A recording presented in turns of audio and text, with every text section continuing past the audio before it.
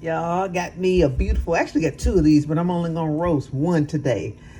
Some people could just call this the turnip. You know, it has turnip greens off the shoot of this. This is the root part of the vegetables.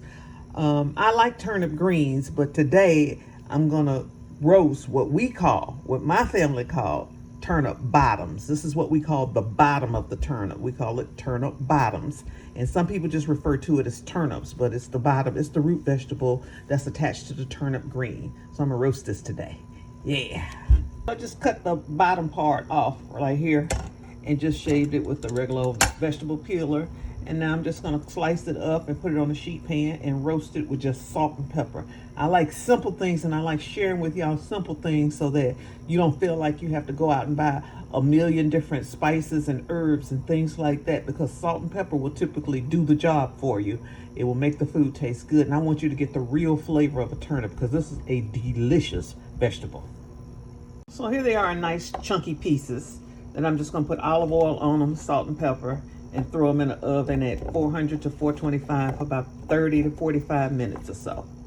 Okay, so at the last minute, I decided to roast up some more vegetables. So we got the turnip bottoms there. We got Brussels sprouts. We got the leftover broccoli that I had. We've got some garlic right here. I got some white onions. I didn't have but a little bitty piece of red onions, so I'm using white onions. I had a few pieces of radish left and some carrots. I'm going to roast all of this up in the oven on 400 to 425 degrees for about 40 minutes, 40 to 45 minutes, and we're gonna see how that comes out. But this is a great way, y'all. This is really a great way to get some vegetables into your children and into yourself, because we need to be eating more vegetables. And today I'm doing it the most simplistic way possible. I'm just gonna cover them in olive oil and put salt and pepper on them.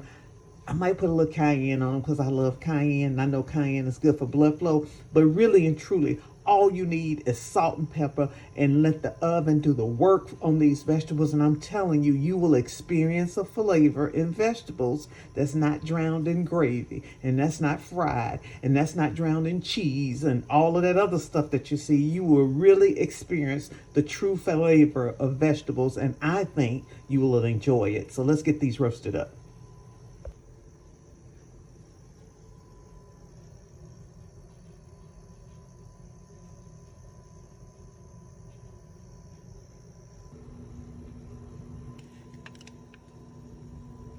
That's how you tell when your roasted vegetables are done. You just stick a knife through them, and those beets are ready, and they smell so good, y'all. They smell so good.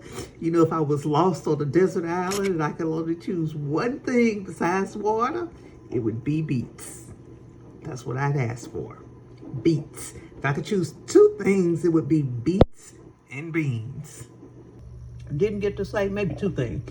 Number one example of how you can really absorb the real true flavor of a vegetable. When you roast a carrot, eat a carrot, and you can taste even though it's got salt and pepper on it, y'all, you can taste the deliciousness of the sweetness that's naturally in a carrot. It is so good. And the other thing is, the reason I put the broccoli and the Brussels sprouts on a separate sheet pan is because I knew they were going to cook at different time frames. So whenever you're doing vegetables, you want to put the stuff that's going to cook around the same amount of time on the same sheet pan. And if you can't do that, because in some instances I couldn't do that, you just got to know which one cooks faster, and then you got to open that oven up and take that one off of the oven. But if you possibly can, use separate sheet pans for the stuff that's going to cook at one temperature is going to cook faster than the other one, and then take that pan out.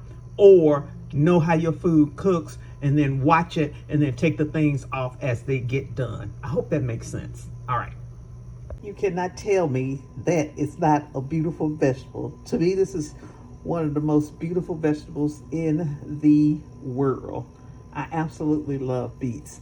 And I swear to you, if you just roast them, put a little salt and pepper on them, and taste them for what they really are, I think you'll find yourself falling in love with beets too. All right, so we're gonna plate this up and let you see what it looks like with all of these beautiful roasted vegetables. Man, I love beets. If you don't want to get your hands all red like that, you can put gloves on. I don't care. I just don't care. I'm a cook, so I don't care. And there we have it, y'all. We've got carrots, we got broccoli, we got Brussels sprouts, we got turnip bottoms, we got radishes, we got onions, we got garlic, and we got my favorite, beets.